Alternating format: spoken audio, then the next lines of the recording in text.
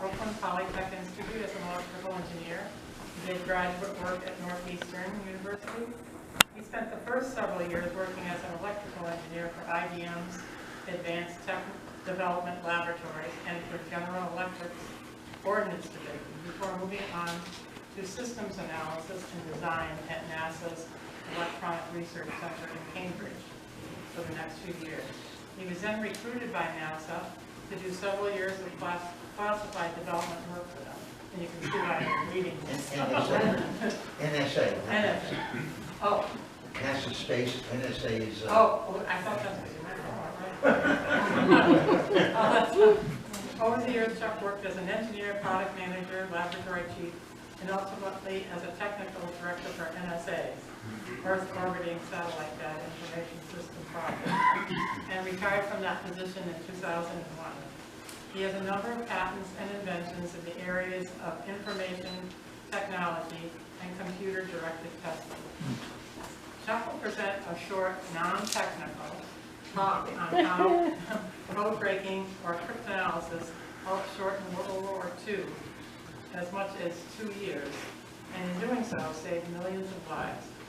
Much of code breaking during World War II was classified until well into the 1980s, long after most of the history of that war was written. So much of its role is not well known. He will further enlighten us on the vital role that codes play in today's society.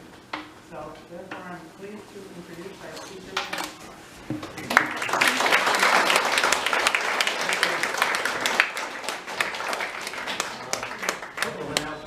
I really have to make because of some positions that I held. The material that I'm going to present tonight was at one time classified at the highest possible levels. None of that is classified now. I need to make that statement for certain reasons. You want to? Yeah, okay. The science of cryptology is not well understood by a lot of people. If I am going over your head, raise your hand. I'm not going to insult you or anything. It's important that you understand the foundation, or the rest of the talk will mean nothing. So if I'm going too fast or whatever, please raise your hand, ask a question. I'll be more than happy to answer it. Okay, you want to start? Excellent. Great, okay. As you said, code breaking shortened World War II by as much as 2 years. Of course, that millions of lives were saved. Code breaking did not win World War II. World War II was won by the brave men that put their lives on the line to go overseas and fight. Okay? Code breaking enabled the winning. Without code breaking, we might well have lost. At the beginning of the war, Germany had much better weapons. Their 88mm cannon never was equaled by the United States or the Allies, I should say. Their men were battle-hardened. They'd been fighting for a couple of years by the time we got into the war. All of their equipment was designed for war and was very, very good. And we know that they had the top engineers and scientists working. Had Werner von Braun, even Einstein, believe it or not, was in Germany at the time. So, let's talk about what we're going to talk about. Obviously, if you play poker, your odds of winning are much better if you peek at your opponent's cards. Hey, look, you know, it's not rocket science. But what's true in poker is also true in war, and in a lot of other things, even politics. Okay? We're going to talk about how countries have historically devised schemes to protect their cards from being seen, obviously, and how these protection schemes were defeated. And now also, how defeating these schemes impacted the conduct of World War II. Next slide. Code breaking is a branch of cryptology. Okay? Few people know anything about it. and fewer even know how it affected the outcome of World War II, and the little that is known is usually wrong. And the reason that it's wrong is much of this work was classified until well after the 1970s. All the books were written. Nobody waited 20 or 30 years to write a book about World War II. So all the books were written. I remember as a kid there was a program on TV that NBC produced called Victory at Sea. Remember Victory at Sea? It's wrong. It's wrong. I'm sorry, guys, it's wrong. They didn't know about the stuff that I know now, and the stuff that you're going to know about shortly. Okay? Winston Churchill said, in war, the truth is so precious that it must always be surrounded by a bodyguard of lies. Fake news is nothing new. We've known about it for, as a matter of fact, it had nothing to do with World War II. Fake news was known long before that, for this reason. Okay? So we're going to talk about cryptography, cryptanalysis, provide an introduction to history. We'll describe how it affected World War I and World War II. And we'll describe the quantum leaps that were taken after World War II. Everybody knows how we got into World War II. Anybody not know how we got into World War II? No. We all know about Pearl Harbor.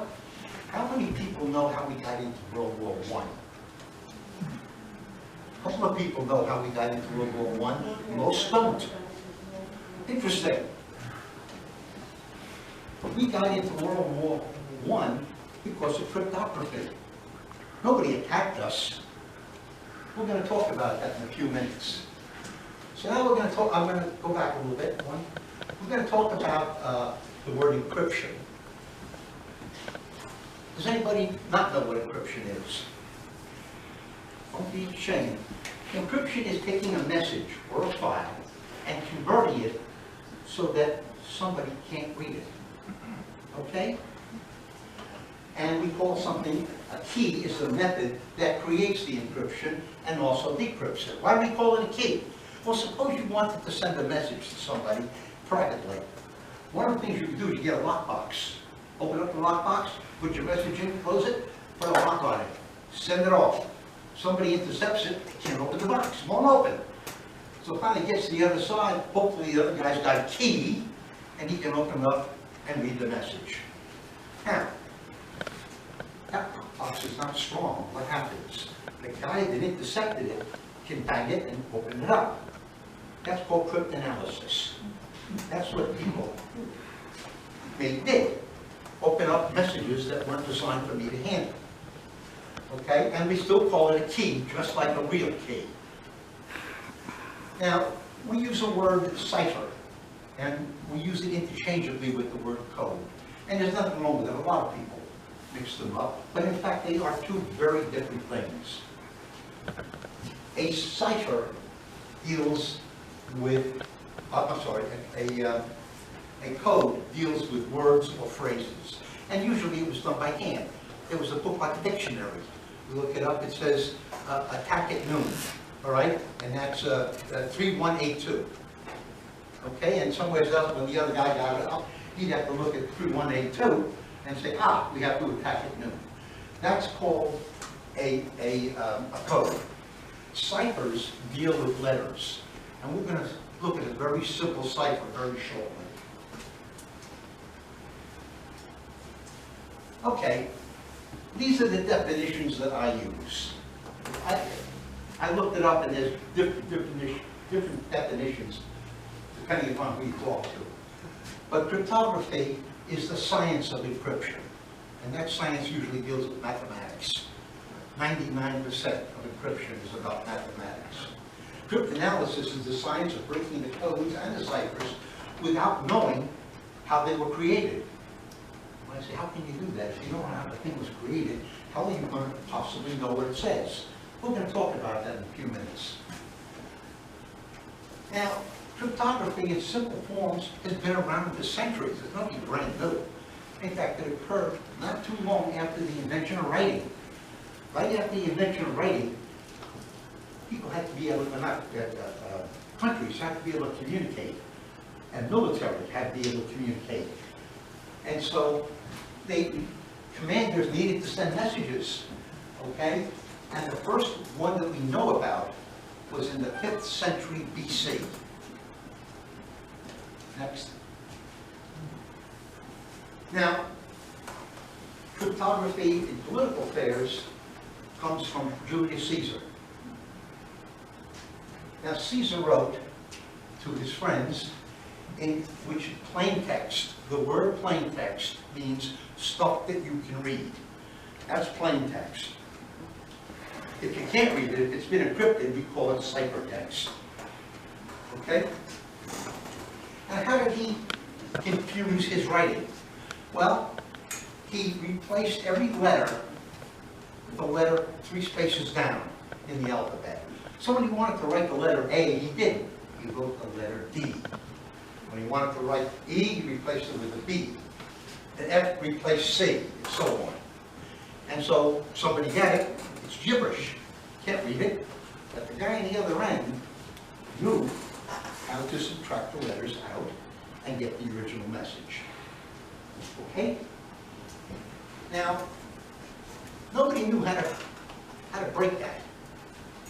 However, the Arabs first discovered the method, and that method, modified, is still used today. What they did is they talked about letter frequencies in the Quran. Which letters appear more often? Which letters appear next to each letter? If you broke a message, this is the letter T. The letter T. What's a good guess for the next letter? You think it's Q? No. Probably not U, although it's possible.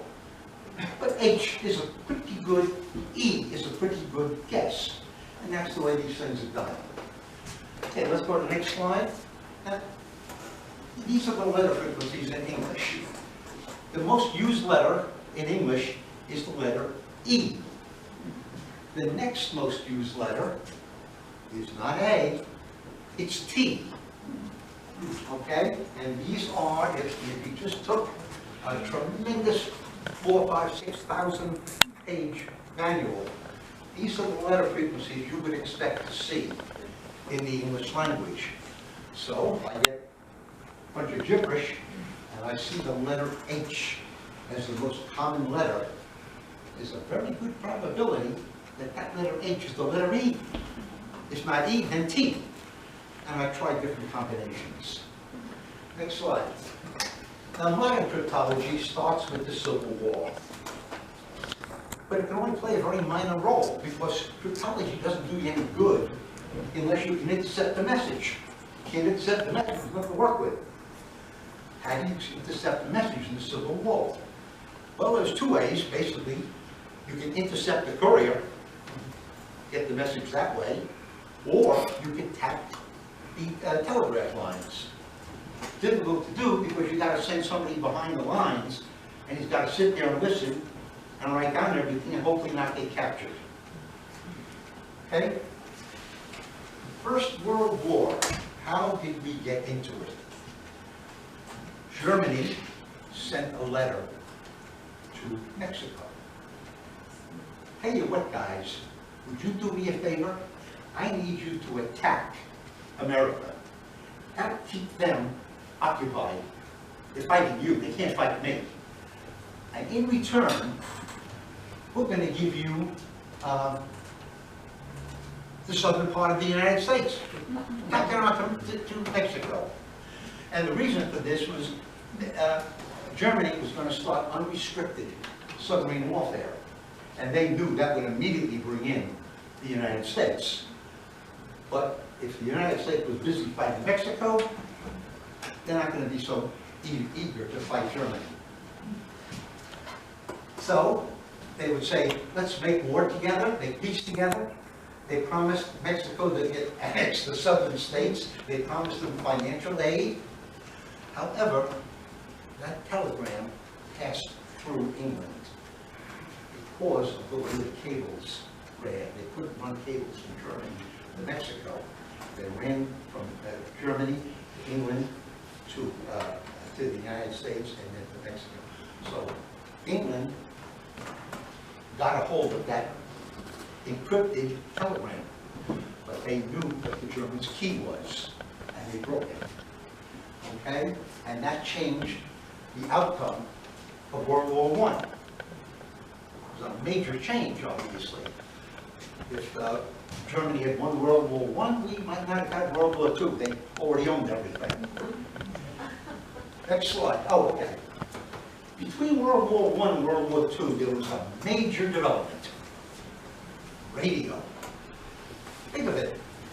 Before radio, how did you contact the Army?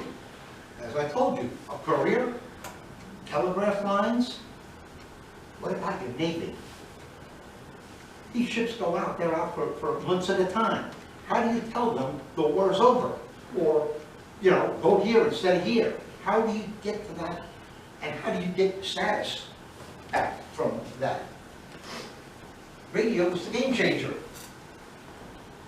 The problem is, it also put all of your communication into the hands of the enemy. They knew what you were saying. So the only practical way to use radio was to encrypt your messages. Otherwise, you couldn't use radio effectively in war. Now, World War II was the first truly mobile war. They were all over the place. And Hitler obviously got virtually all of Europe. It allowed armies and navies to synchronize their efforts. Before then, Army Unit 1 and Army Unit 2 couldn't combine. They couldn't attack the same thing. There was no way to get them to synchronize anything. Radio changed all of that. And Germany had to use radio to coordinate Blitzkrieg. And that's one of the reasons why Blitzkrieg was so successful. Are there any questions? Does anyone, go right ahead. What's Blitzkrieg? Excuse me? Blitzkrieg. Oh, Blitzkrieg is the German way of literally winning an entire city in a week or two. They come in with dive bombers, they coordinate their army. The whole city is attacked by everything at the same time. That's Blitzkrieg. Blitzkrieg is German for blitz is lightning and krieg is war. Your Christmas carol, Rudolph Reindeer, Donner und Blitzer, thunder and lightning. That's where That's right. Blitzen show up. That's right. So, Britain was the key to winning World War II. Remember, Hitler was in control of the entire mainland. Okay? Britain had to survive the U-boat attack. U-boats were sinking 50% of the supplies that were coming into England. And England is an island nation. It doesn't have a lot of natural resources. It requires on imports in order to survive, and Hitler was destroying 50% of those.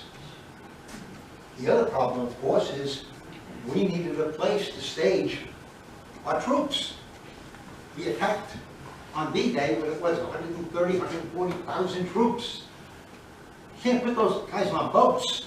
Not on our boats. We had to stage them in England. We had to train them in England. We had to get all the supplies, the food, the weapons, the ammunition. Everything had to be staged in Britain.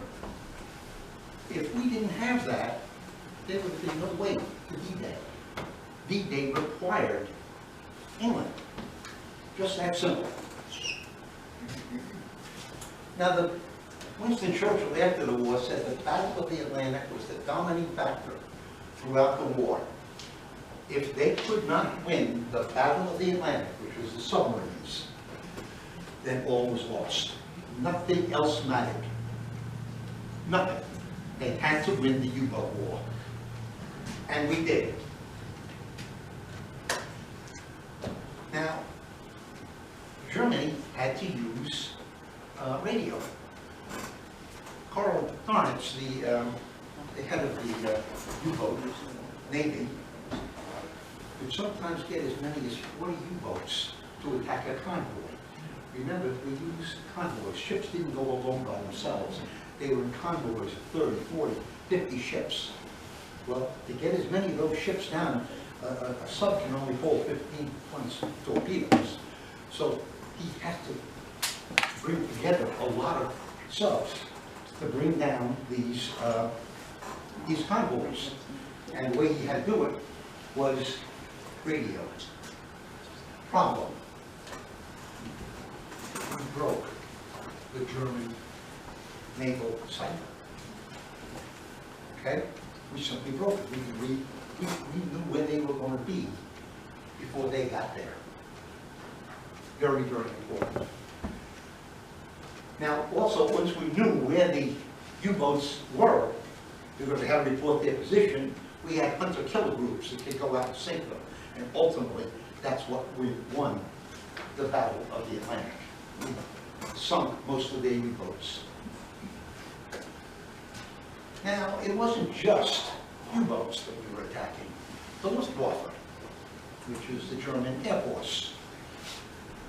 For whatever reason, they had the weakest code of anybody. It was the easiest code to break and the first one that was broken. Britain, planes were coming over constantly to bomb the different cities. England was running out of planes and running out of pilots. They had to conserve what they could. The best way to conserve it, they knew that they were coming over. They had radar. They had broke their codes. So we had a small number of planes that went up every single time to fight. We didn't have to go up with everything and take the risk that everything would be shot down. Okay? Now the other thing, obviously the biggest thing, was D-Day. D-Day had to be coordinated by radio to Germany. Remember, the D-Day, I think it ran some 1,600 kilometers across the Atlantic Ocean. So they had to use radio to communicate to their troops. And again, we had broke the ciphers. So there's another thing, very important. We had made massive, massive preparations to attack Normandy. But no matter how many people we could put at Normandy, the Germans could put a hell of a lot more. What do you do? Well, we started a deceptive campaign, get them to believe that the attack was going to be somewhere else. We put a lot of money and effort into that. That's a story unto itself. How did we know that that deception effort was successful? That's interesting. Well, since we broke their codes, we knew because we were listening, talking to themselves. They all said, here's where the attack is going to be. So we attacked here. And that was the only way that we were able to get a foothold on Normandy. Excuse me? Nope. Okay. That's the only way we could get a foothold. Okay? If Hitler had succeeded with Great Britain, as I said before, it would have been a German victory. Next. I think did we pass one? No. Okay, we're okay. Okay, we can go forward. Okay, this is again the breaking of the Luftwaffe. I think we covered this. Go ahead. And we've covered this also. Now, that was the Battle of the Atlantic on the western side of Germany. Hitler did something unbelievably stupid. He fought a war on two fronts. No general in his right mind would fight a war on two fronts. You gotta have your head examined. Well, he did. He attacked Russia. Russia is a big, big country. Russia has an awful lot of people. And he attacked them. And Germany was winning. Again, they had better tanks, they had better guns, better trained people. There was a battle called the Battle of Kursk. And that was the largest tank battle ever in the history of war. I think something like 2,300 tanks on each side were used. We knew what they were going to do. We had exact the order of battle. We knew where they were going to attack. And sure enough, with worse equipment, fewer people, we won the Battle of Kursk. And just like the winning of the submarines was the turning point, and D-Day was the turning point in the West, in the East, the Battle of Kursk. From that point on, Germany was on the defensive. They never again took the offense. Well, there was more than one war going on, guys. We also had some problems with Japan, which is why we got into war in the first place. Now, whereas England took the lead in breaking the German codes, the Americans took the lead in breaking the Japanese codes. And we were spectacularly successful in doing that. Japan used both ciphers and codes. We broke both. Okay? And it was the largest single factor in the inferior naval fleet. You remember the Battle of Midway. I think we only had 3 carriers in there. I don't know how many carriers they had, but we won the Battle of Midway. And again, because we knew where they were going to be, when they were going to be, we sat on the side and we ambushed them. And we were successful in winning the Battle of Midway. And like the other battles, Kursk and D-Day, this was the turning point in the war with Japan. Okay? So we knew the date, time. We were waiting for them. They were the ones that surprised. We only lost 1 carrier. They lost all 4. And we could rebuild. We had the material capability and the knowledge to rebuild. They couldn't. Once they lost the carrier, it was gone. And they lost all 4. And again, before Midway, they were on the offensive. After, they were on the defensive. They had no hope of winning. Next. Now, they had an admiral, Yamamoto, sorry. He was the guy that came up with the attack for Pearl Harbor. He was the highest level guy in the armed forces for Japan. He was an aggressive person. He was a prophet of air power. He was a very strong leader. And he advised against attacking the Americans. Excuse me? He said, don't attack the Americans, you'll awaken a Yeah, sleeping he giant. said, whatever you do, do not attack America. Because he had gone, I think, either Harvard or MIT, I don't remember which one. Do you? Harvard. Harvard. He knew this country very well. He'd gone to Harvard. He was a pretty smart man. Don't attack the United States. What do you think they did? Okay. Now, in the spring of 1943, things were not going very well in the Pacific. And there was a place called Raval that was deteriorating. And he decided to make a one-day morale and let's do it, guys. And of course, when the head of the armed forces makes a tour, that has to be announced. You want people, dressed in their finest and best, and everything set up immediately for him. So all the bases would have to be alerted. And they broadcast his entire itinerary in code. Next. We knew this Yamamoto was punctual to the minute. He was fastidious about that.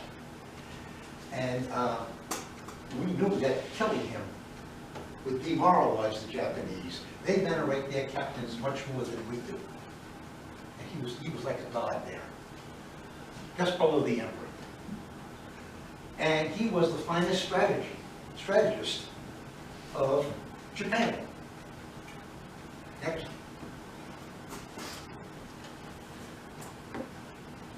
World War II was the first time, and probably the last time, that we had a seat at the planning table of the enemy.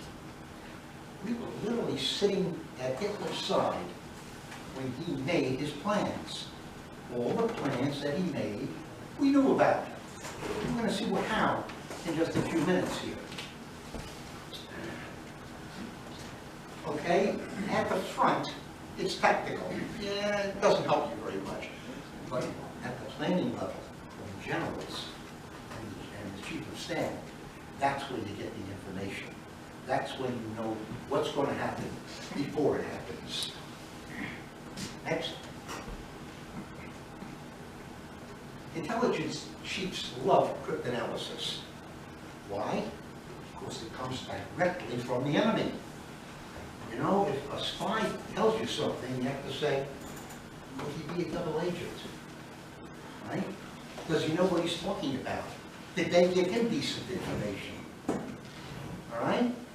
With cryptanalysis, you don't have to. Hitler sent the message to the generals, we were listening. It came from Hitler. The best form of intelligence that you could ever get. Well, as I told you, before World War II, most things were done by code, not cipher. And there was some cipher going on, but most of it was code. Between the wars, cipher machines became of age. You might have heard of a very famous cipher machine called the Enigma. The Enigma, believe it or not, was not designed for military use. It was designed way before World War II. It was designed for banks, stockbrokers, people that have to deal with large amounts of money. You really don't want that information made public. They want to be able to send a telegram and keep it secret. Okay? But before World War II, you had to do an arithmetic operation on numbers before a message could be transferred. It was very slow to get a message out. And they had to be relatively short messages. Next. Okay. World War II was the first war that made widespread use of cipher machines. They greatly increased the complexity of what could be achieved. In fact, it was originally thought that breaking machine-generated ciphers was impossible. Now let me make a statement. In theory, it is. We're going to see how it failed. Next. Okay, we've covered this already. Okay. Now, enigmas were based on a rotor principle. You know about rotors. If you ever had a car in the 1980s and you saw the odometer, all right, they had the rotors that would tell you how far you had gone. The rotor, okay? The function of the rotors was to scramble a letter into multiple ciphertext letters each time it was pressed. What does that mean? Well, I have this box. I press the letter X. The letter T comes out. Now you would think that if I press the letter X again, it would come out with a T. It doesn't, because the rotors move. Every time I press the key, the rotors move. So the next time I press an X, it comes out as a Q. Next time I press it, it comes out as an A. So the number of possible codes that can be generated by a machine is astronomical. Now, German military models use 3 rotors, okay, and added something called a plug board, which is beyond what we're going to discuss today. Okay, later in the war, Admiral Dönitz, you know, guys were losing a lot of subs. I wonder if those SOBs have broken our code. The worst thing that can happen If your code is broken, even worse than that is not knowing about it. Right? It's one thing to have your code broken, another thing you don't know about it, so you keep using it. So he had his guys come up with a fourth rotor, which increased the number of permutations of letters astronomical. Now, this is for the techies in the group. We're going to move on. Believe me, there are people that ask, how are these rotors wired? We're not going to discuss that. This is what an Enigma machine looked like. The rotors are up there. Okay, you can see that this is a four rotor machine, so it's from the Navy, and the plug board is there. And it, well, we'll go on. Go ahead. Now, how did we break it? Well, again, this is we could do 2 hours on just this one subject. But basically, a spy had access to some of the cipher materials that the Germans were using. And they gave it to the French had a spy. The French gave the material to the Poles. And the Poles actually came up with a way to break the Enigma cipher using a machine called a bomb. Not an exploding bomb. This one is B-O-M-B-E. I do not know what a bomb was, but apparently that's the way they spelled it. Okay? And the Poles were able to then build their own Enigma machines so they could read the messages. It wasn't easy, but they were able to eventually read much of the traffic coming from Germany. Go ahead. But, you know, nothing is ever easy. Just when you think you got it down pat, somebody comes and shoves it to you. Before the war, Germany said, you know something? As good as this Enigma is, I'm worried. Maybe they will break it. So they added 2 additional rotors. Now the rotors weren't built in, so you had 5 rotors, but the rotors were interchangeable. You could move them around. So now you put in 3 out of 5. And every day they told you which of the 3 to put in and how to set them up. That changed things drastically, because now it was much harder because you didn't know which rotors were in there and in what position. Major problem. But, no, go back. A mathematician, brilliant man, Albert Turing and Gordon Welshman, 2 absolutely brilliant mathematicians, came up with a way to build a machine, which we also called a bomb, but it was much, much more advanced than the Poles had done. And that machine was used to crack the Enigma. Next. Now, the Enigma had some weaknesses. It was slow. It took as many as 6 people to send a message. 3 people on the transmitter side, 3 people on the receiving side. One guy would read the handwritten message that the general wants to send.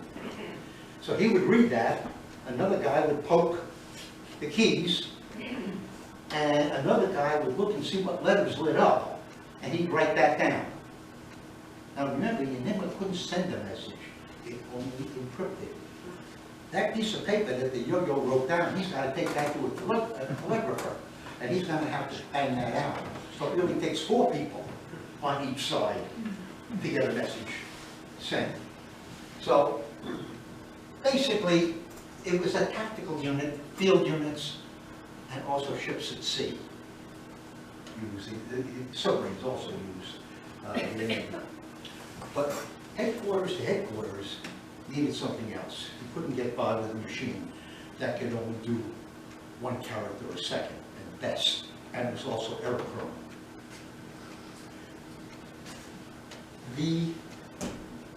Is there one back beforehand? The Enigma was secure. If they didn't have idiots using it, we wouldn't have cracked it. Okay? but the operators took shortcuts and failed to follow proper procedures. One of the ways you crack a message, and there are many, but one very good way is people tend to use the same phraseology. Guess what one of the main things was in Germany? Heil Hitler! Every message had Heil Hitler in it. So all you had to do was try to find where Heil Hitler was, generally at the beginning and the end. And now you had a foothold into breaking the code. Okay? Now, it did have a couple of flaws, which our modern stuff does not do. In the Enigma, a letter could never encrypt to itself. If you press the letter E, 25 other letters could come out, but not the letter E. And you might say, what good does that do you? Well, as a cryptanalyst, I can make this. Okay? Also, the encryption was reciprocal. If the letter E encrypted to the letter Z, then Z encrypted to E. No, should never do that. It's another toehold for a cryptanalyst to get into, and there were others. Next. Now these were serious flaws, but they by themselves were not allowed. It was the combination of these weaknesses and operating failures that led to the failure of the Enigma. Questions? Everybody up? Yeah. Okay. Next. Okay. Now, there were other things. And again, it's beyond the scope of this talk. There were other problems with the Enigma, but they weren't critical. Just made it a little bit easier for the system to be broken. You saw the most egregious ones. Next. Now, this is something only for the techies. I don't know how many techies are in here, but since we're in Raytheon country.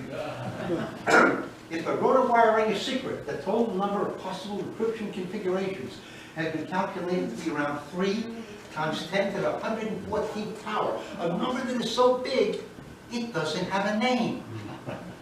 Not only that, the number of atoms in the observable universe is only 10 to the 79th. So you can imagine how big 10 to the 114th is. Okay? Now, the Enigmas were tactical. They were designed, as I said, for field units, for ships at sea. They couldn't keep up with the flow of traffic between Hitler and headquarters and headquarters to headquarters. They needed something else. The answer to that was something called the Lorenz. Now, the Lorenz did about 6 characters per second. I looked at the internals, the Lorenz. I know a little about this stuff. And it looked to me, and I'm sure Dale could probably tell you better than me, but it looked to me like it could probably do closer to 10 or even 12 if they wanted to do it. They probably didn't have printers that could print that fast. But the Lorenz could probably hit about 10 characters per second. And it was theoretically more secure because it used 12 rotors instead of the 3 or 4 that the Enigma used. And it enciphered and transmitted in one operation. One person reads what the general said as he's reading it, he's typing it, and it's showing up in the other side. Now, Lorenz was big. I mean big. And it was heavy. It took 3, 4, 5 people to schlepp it around. All right? And it was only about 52 of them were used in Germany. Okay? Whereas there were hundreds and hundreds of Lorenz units all over the place. Now, Lorenz carried strategic information. Where are we going to attack next? What city are we going to attack? Enigma was tactical.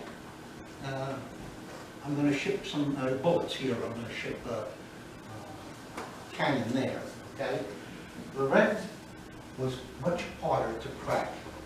The electromechanical bomb, remember the bomb was used for decrypting the Enigma. You couldn't use a bomb to decrypt Lorenz. There were just too many combinations. It would have to run for years. Believe it or not, a guy by the name of Tommy Flowers that worked in the British Post Office, no, he didn't carry a sack. He invented the first electronic computer, specifically to crack the Lorenz code. It wasn't a general purpose computer. It couldn't do file lookup, it couldn't play games, and it couldn't run Photoshop or anything. It was strictly designed for one function, but it was electronic. And it was used to break the Lorenz code. Next. And it was called Colossus. And it was the world's first programmable computer. It was so secret that its existence was kept secret for 30 years. Britain even allowed the United States to take credit for inventing the first electronic computer, the ENIAC. We didn't invent it. This thing was running 4 years before the ENIAC. Why did they do that? Excuse me? Why did they do that? Why did they do that? Yeah. I don't know if I cover it here, so I'll give you a hint. When the Russians came in and they conquered Germany, they found all these Lorenz units. This thing is fantastic. This is just what we need to keep our secrets. They had no idea that we were reading the Lorenz code. So for another 20 years, the Russians kept on using the Lorenz code, and we're listening. That's why it was kept so secret. Okay? It's a good reason, I think. This is what the Colossus looked like. A little bit kind of like my laboratory. There's stuff all over the place. I was not... most of my career was as a... I guess you'd call it experimental engineer, kind of moved a little bit towards research. And I had a lab that wires were running all over the darn place. At the time, I couldn't find anything. Oh,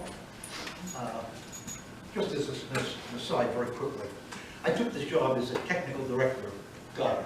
I thought I was going to get to play in the lab and have fun with all the dials and everything, right? No, not the way it worked out. I show up to work on my first day and they explain it to me. You see, in the lab, you're going to have the kids out of college. They know 10 times more than you know, but you've been out there so long. Instead, we're going to give you $200 million. And if you run out of money, we're going to kill you. So my job was to husband basically $200 million. You know what I knew about finances? So, I was afraid that I would run out of money and they'd have to shoot me. So I took $20 million and I hid it. Stuck it in my drawer. Forgot about it. This way, in case I made a mistake, I don't have to go into my boss and pull on my sword, right? I just pull out 3 or 4 million, put it in there, and everything's fine. Well, in the government, you have to do reports, just like you have to do. Well, I didn't want anybody to know that I had stashed this money away, so I reported based upon $180 million. There was a young girl by the name of Alana Hoops, a young woman, I should say, in her early 20s. She was the business manager, and she calls me up one day and says, "Chuck, something's wrong with your report." What's the matter, Alana? "You're missing $20 million. Shh! I don't tell anybody about it. You can't, you're going to go to jail. They're going to think you put that in your pocket. You have to report that money. No, I learned some lessons like that. They're very valuable. Thank you. Go to the next one. I'm sorry. Okay. Now the Americans, we also had something called SIGALA. Where the hell they got that name? I have no idea. But it was called SIGALA. And it was much more advanced even than Lorenz. And to the best of our knowledge, it was never broken. Nobody ever broke. Now, that unit was so secret that it came, when it went into the field, it came with something called a thermite bomb. Anybody know what a thermite bomb is here? Yes, a few people do. It doesn't explode like a real bomb. it gets hot. Very, very hot. Like 3,500 degrees. And it melts anything it touches. So, in the event that this thing was going to be captured, all the guy would have to do is press a button, and the unit would melt right in front of him. That's how secret that was.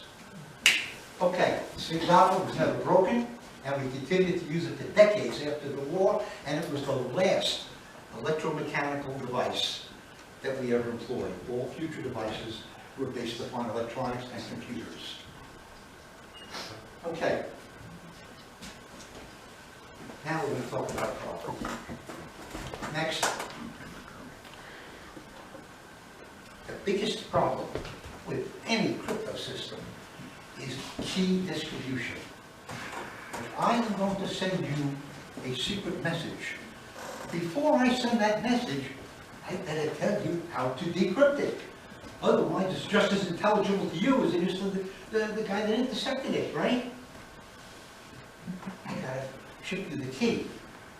And there's a real problem, again, we haven't discussed about it. Keys don't last forever. If you keep using the same key over and over and over again, your encryption is going to be cracked. So the idea is to change your key very often. And during the latter part of the war, Germany changed their key 3 times a day. That means on the boat, you had a thick book of keys. Starting at 8 a.m. on this date, here's the key. 4 o'clock, change the key to here. 4 o'clock, change the key to here. Okay? Now, that's tough. You have thousands of people that need keys, and they have to be individualized. Army A can't read stuff from Army B. You don't want to send everybody in the same key. So therefore, you have to have thousands and thousands of keys. How do you get them there? And how do you guarantee that they got there securely without somebody looking?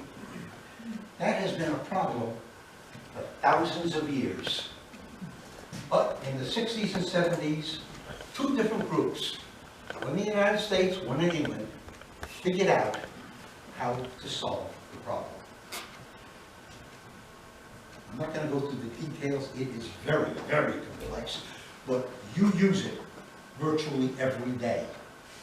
And I do mean many times during the day.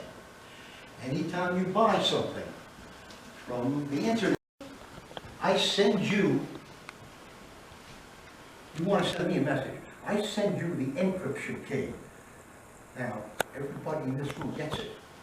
Everybody gets it because it's in the open. I sent it by radio. Use this key. So you encrypt the message and you send it to me. Now, everybody's already got the encryption key, so they try to decrypt it. Doesn't do any good. The key can only be used one way. In mathematics, it's called a trapdoor function. And it is a very, very complex function. I'm not even going to attempt to describe it here. But it has a partner. It has a decryption key. And that decryption key, I know, and nobody else knows it. So I send you the encryption key, you use it to encrypt the message.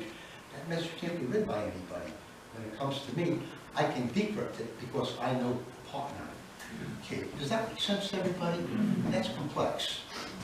Let me go through a practical way that this might happen. Now, if you get computers and encryption, I want to send you a message. Go out and buy a lock. At the hardware store, you buy a lock. I go out to the hardware store, I buy a lock. My lock comes with 2 keys, your lock comes with 2 keys. Do we exchange the keys? No. You keep your keys, I keep my keys. And I buy a lockbox, but I buy a special lockbox. It's got 2 hasps on it. So I take my message out, I write it down, I open the box, close the box. I now lock it with my lock. And I send you the box. Now, in transit, nobody can get to it. It's locked. You get it. You can't open it either. You don't have my keys. But what you can do is you can put your lock on there. Now there are 2 locks on the box, yours and mine. You send it back to me. I have the key to my lock. I open up, I take the lock off. I now send that box back to you. It only has one lock on it, yours. You have the key to that, so you can open it up. Now we have a way of exchanging messages without passing the keys back and forth. Smart? That's kind of like what this is. It's called public key encryption, and it's the basis for most of the encryption that occurs today. Questions? Huh? Fantastic. Go ahead. Back a little bit earlier, but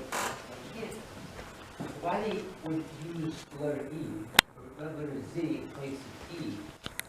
I don't know why they would do that. We use, Z is what we used to do it, right? E is the most used, but when you You said. want to use as many different letters as possible. Every time I press a letter, I want it to choose randomly one of the 25 other letters. And I don't want any one letter to be used more than the other, because that's a toehold into the code. So therefore, I want everything fully random, and random means equal. Okay, so they didn't use Z too often, they just use it like when I get 126 of it. That's right. So, They must have figured out, or had, just had a lot of probability that we had figured out their code. How could we be so smart? well, believe it or not, the Germans honestly believed that the enigma was unbreakable. The only German that really questioned it was Colonel Lawrence. He was the only one that was the head of their submarine fleet, and he added the fourth rotor. But nobody else, they were so sure that that enigma was secure. One of the, to answer your question, sometimes you didn't act on what you knew. Yeah, of course. I know that in Coventry is probably. Exactly. Yeah. You guys talking about Coventry? Yeah. Yeah. How precious is the information that you know the enemy's codes? Well, we got notification that they were going to have bombing of Coventry. Do you know something? We couldn't do too much about it, and we couldn't alert the people that it was going to happen. Because if we alerted the people, the Germans would say, how the hell did they know we were coming there? We actually let Coventry get bombed and killed people because the secret was worth more than people's lives. That's a true statement. Thank you for reminding me of that.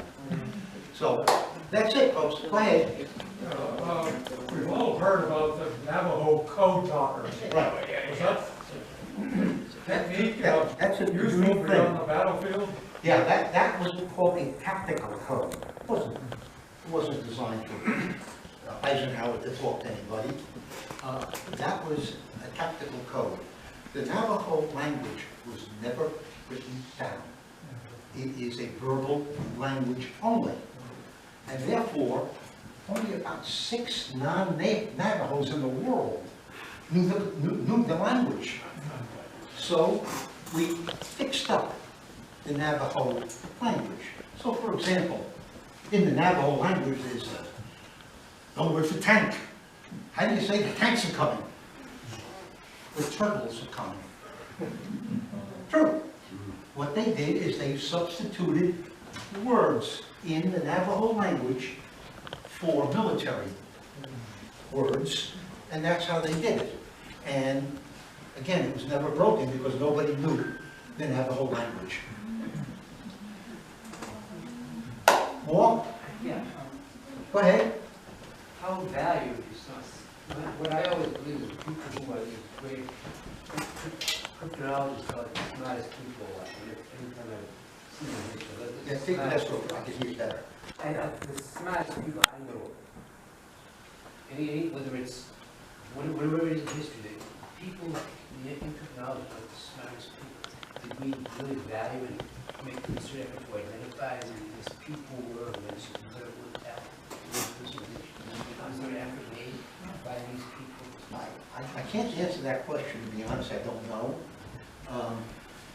I know cryptography is the highest level of security in this country, and very, very few people have that level of security. Today, we know it is SCI, Sensitive Compartmentalized Information. It's called SCI, it's the highest level. when I had the highest level clearance, which I obviously had to have, the name of that clearance was secret. I could not tell you the clearance that I had. It was, I could say it was a top secret, but I couldn't tell you the name. As a matter of fact, when I went to NSA, NSA didn't exist. You couldn't find NSA in a book or something. NSA stood for no such agency. No, it's the truth. When I got invited to take the job, I asked the guy, where am I going to work? Can't tell you that. What am I going to be doing? I can't tell you that either. But when I come down for the interview, what building am I going to go to? You're going to go to Honeywell. Why Honeywell? Because it's going to look on paper like you work for Honeywell. I ended up working, believe me, has anybody heard the word Faraday cage? Yeah. A Faraday cage is a room, a big room, shielded with copper on all sides, okay? The labs that I worked in were 3 of them. There was one there in the middle. I could only get into the middle lab, all right? Everything was shielded with copper. Standing outside the door were 2 heavily armed Marines with no sense of humor. I got searched going in and out of my own lab. I got searched going out. I went to the bathroom. So yeah, it was an interesting place to work, I'll tell you that. I have stories that I wouldn't even want to tell you about.